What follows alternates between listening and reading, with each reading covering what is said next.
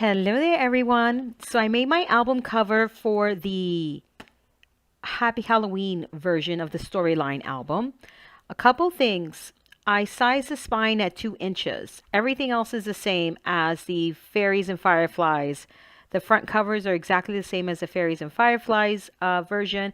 Here, the spine for this one is 2 inches because I altered this one, right? So the spine is a little bit different. The bottom of the album is the C panel down here. The top is this pocket right here. All right. So we're going to glue this down, and I want you to place this into your album cover. You need to be really careful because typically we center the bottom panel, right, to the inside back cover. But this time we're actually centering the top panel to the inside back cover because the top panel in this case is larger than the bottom panel. All right, so you should have, if you feel on the top cover, 1/8 of an inch on the top and 1/8 of an inch on the bottom. Okay, on the top. On the bottom, you're going to have about a little bit over 1/4 of an inch on the bottom, and on the top you should have that 1/8 of an inch. Okay, so that's really important. Then we're flushing this all the way to the side, so you're going to have this small area here that you need to mat. So I have a surprise for you guys. I added the bonus papers to the well, I did 2 things. I have an add-on for the Happy Halloween collection, which include 6 designs with characters, all right, which are super duper duper cute, absolutely adorable. So we got some new characters and some repeat characters. Look at these, how fabulous they are. And to this little bundle, I added the papers that were in the pre-order bundle. So if you pre-ordered the collection early, you got 5 papers and an embellishment sheet as a freebie for pre-ordering. All right, so I included that into this add-on bundle that's in the shop right now. All right, so I'm going to cut a piece of paper here to mat because we need it. So I need about, I'm to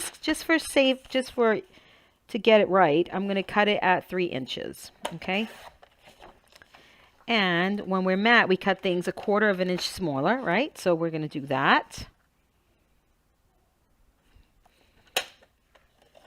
And we are going to ink that up before we glue it down. All right, so let's do that. Let me get my ink. Okay, so we've got all of this going on now.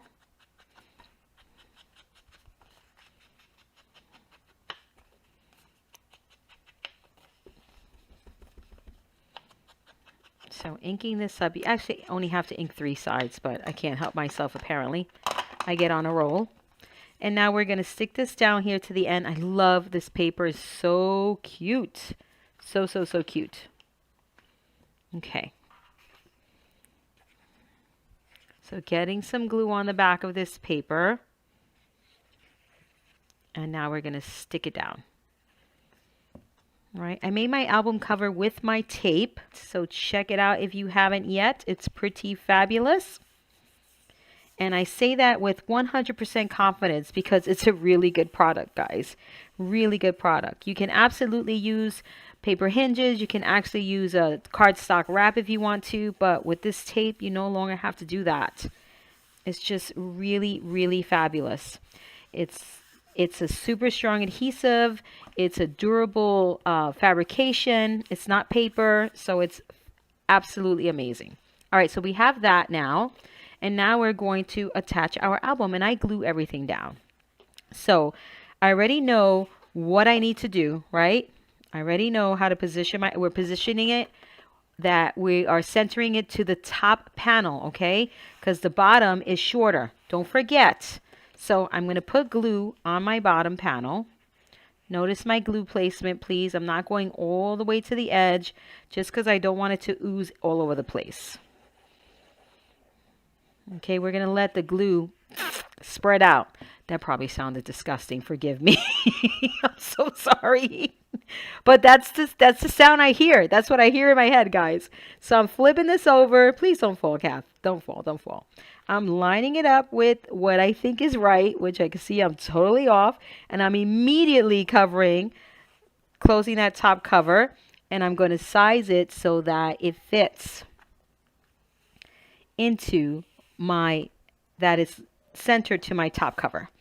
And it wasn't too bad. That wasn't too bad, guys. That wasn't too bad. All right, and then we're nice and straight over here. And there you go. I got a cough. Hold on one second. I had to get this book, our pages into the album cover ASAP, because if not, I was going to keep on adding and adding and adding, and just, it never ends, guys, with me. It never ends. When I'm freestyling it, it never ends. So I had to just get this in here immediately. All right, so now you want to leave it alone and you want to let it dry. I'm not going to mess with this until it is dry, because I don't want it shifting and then me, moving things around here and there and working on it. Later on, when I close my cover, oh, it shifted and then it dried like that. So I'm going to leave it alone, because I could do other things. All right, so I will see you when this is nice and dry. Don't forget, if you love what you see on this channel, give me a thumbs up and leave me a comment, or either or. It doesn't have to be both. Next up, we're going to tackle this inside cover pocket. All right, I've got some gloves on because I did a bit of inking, and we're going to do just a little more inking, and I really don't want to mess up my manicure. I'm always looking like a hot mess. All right, so this is all in your cutting guide. All right, and we're going to start off with, this is a multi-layered inside cover pocket. So we're going to start off with our piece C. All right, so this is piece C. I already went ahead and inked. We're applying tape to the dented side of the cardstock. All right, so your tape goes parallel to your score line. So there you see your score lines all nice and inked, and your tape goes closest to the cut edge without going over the edge. All right, then you're going to find the intersecting score lines, and you're going to miter. Mitering, this is the same thing always across the board. If you hear miter, you're going to look for the X. You're going to position your scissors on the diagonal across that X, and you're going to cut. Okay, and when I say when you hear miter, that means when you hear me say miter. Not everybody. All right, just me. All right, so now you're going to fold on your score lines, and you are going to burnish. You can use a burnishing tool if you'd like. All right, or a bone folder would be fine, like that. And then you're going to do the same thing for your piece D. Exactly the same steps. All right, so you're going to miter, and I failed to tell you guys this time, because I say this a million times. I feel like a broken record. When you mitered properly when your flaps do not overlap. Okay, you see that my flaps are not touching. They're not touching at all. Let's see if I did a good job here. Good job. Good job. It's not a big deal if they touch. All right, the reason why I don't like my flaps to touch is because it creates bulk in your pocket. So if you have overlapping flaps, just picture it, guys. No pun intended. You're going to have, this is going to be lifted here in the corners. All right. If they're not overlapping, you're going to get a really nice flush corner here when you attach your pocket to whatever surface you're going to attach it to. All right. So that's the reason why I'm so adamant about flaps not overlapping. If your flaps overlap, what you want to do is reopen that up and just cut further into that, the intersecting score lines. All right, and that's it. And then you should get perfectly mitered corners. For your final piece is your piece E, and that is the closure to D. And simply place your tape on the dented side. It's always the dented side unless otherwise instructed, okay? Then you're going to I'm not going to say taper for this because all I want you to do is snip the corners off, okay? So just go ahead and snip those corners off, and that's it. Nothing more, nothing less. Then you want to round your corners, and you can do this later on. You don't have to do it right now. So this pocket is super fab on its own, but let's make it a little bit more fabulous and add a window, shall we? So grab your ruler and a pencil, and we're going to create a window. You can grab a pencil, a pen, whatever you want. All right, so parallel to the score lines. So see, you have 3 score lines here. That's just the cut edge. So parallel to the score line, you're going to draw a line at 1 inch. So position your ruler on the cut edge of the paper, parallel to a score line, and you're going to draw a line at 1 inch. Same process for all score lines. Draw a line at 1 inch. Like so. You want to position your ruler right on that edge, nice and straight, and draw a line at 1 inch. So now parallel to the cut edge, right here, see there's no score line on this edge, you're going to draw a line at 1/2 inch. Like so. And now you're going to cut that out, please. I like to use a non-skid ruler for cutting things out. And this is my favorite non-skid ruler here. It's called the Victor ruler. Any non-skid ruler will do, guys. We just all have our preferences. So please don't feel like you have to run out and get this ruler to achieve the look I'm going for here. So yeah. All right. But this ruler comes in handy. It has 1/8 inch measurements clearly defined on the ruler. And quite frankly, sometimes I'm measurement challenged. And sometimes I have to reference this ruler. Quite often, guys, quite often I reference this ruler. It clearly has all the 1/8 inch measurements there, even the 1/16 of an inch. So this is why I love this ruler. All right, because any metal ruler with a cork backing will do this job right here that I'm doing. However, why have 2 rulers with a metal ruler with a cork backing when I can have one that does several things, right? So that's why I love this ruler. All right, so now I've got my window out. Let's put all this back here. You're going to need a piece of acetate. By the way, all of this is in your updated cutting guide. So you'll see all of these measurements in there for you. All right, so now let's ink the inside. That's why I still have these gloves on. And again, I'm still using the, it's going to come a time where I won't see these names anymore.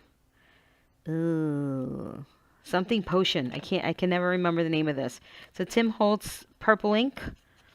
And it's something, it's in the description box. I've said it, I don't know how many times, and I can't retain the name of that purple ink. But I promise it will be in the description box. It's a Distress Oxide, something potion.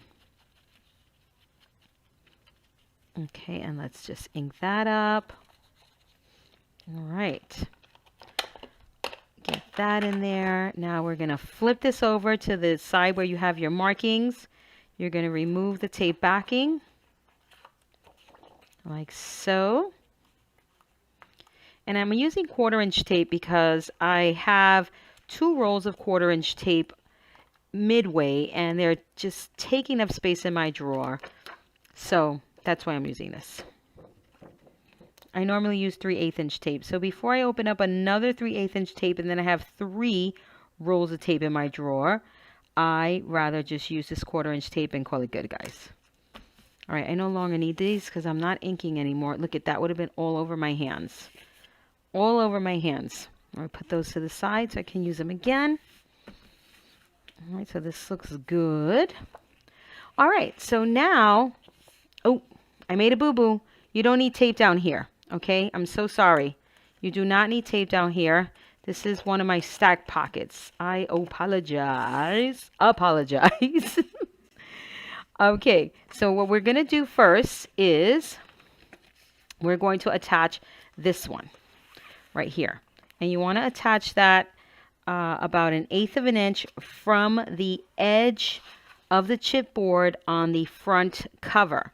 All right, so edge of the chipboard, guys, not the edge of the chipboard on the spine, the edge of the chipboard on the front cover. All right, so now let's remove the tape backing.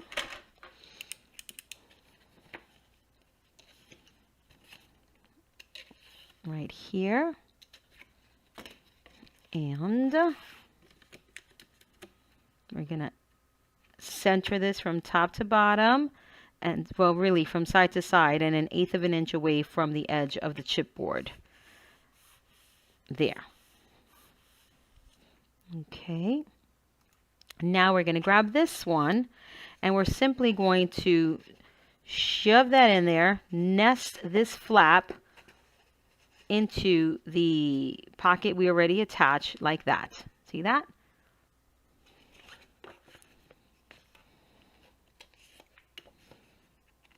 Like so. Make sure that this flap here is on top of the flaps located on this pocket down here. Okay, there we go. And then stick that down. No need to, you can add tape to that the bottom of that flap if you don't want your items to go all the way down, okay? If you want them to stop right there, then you can add tape, or I would add glue. But I want my stuff to go all the way down, so that's why I didn't seal it there at the bottom. Then this guy, let me round my corners now. Let me grab my corner rounder and get that done. Round those corners. Let me grab my inking tool, just give it a little zhuzh right there. And now this, just 1/8 of an inch away from the edge as well. Now the edge of the folder, and line it up. Sorry, the edge of the cover, and line it up.